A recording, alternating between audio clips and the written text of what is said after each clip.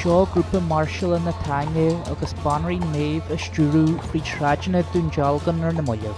An rud atá gceiste nach ná tá Dundalk Festival of Arts and Culture sin Dundalk Lights, Festival of Lights. Dír siad ormsa an tán a bheith páirt agus an parráid.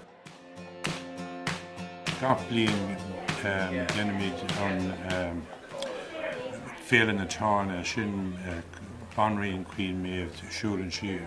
Na bliantó hen sa siú ís the hiúil sí agus a harm ó Roscommon go dtí Carling ar thóir an Brown Bull of Cooley agus le gá bliain an uas inis nó tá muidne ag déanamh an siúlóid.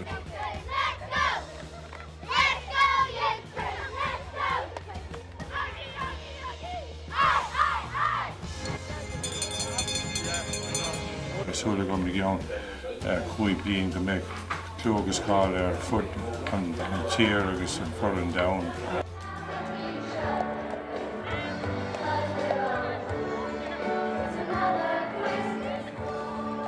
Táid páirteach le scéal na táine, rud chun béilegus agus rudí mar sin a ceile inún Dealgan agus timpeall chundéilú le táid a ceile rudí neamhsplach really like a dhéanaan síní like in asasúm féin agus rudí nach féidir cosníonn sé mór an airgid mar cosú leis an éadí atá orm an nocht rinne carabhm é Eileen Murphy agus rinne si timpeall gácéad éadí de gácéad duine.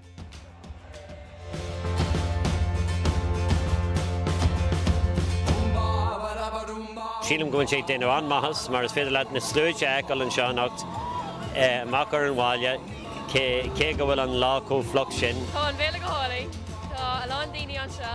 Tá sketchamíní airin. Dealgan ar bú! Tá sé ag chuir farinne ach tháinig lán daoine amach. Tá sé go hanamha.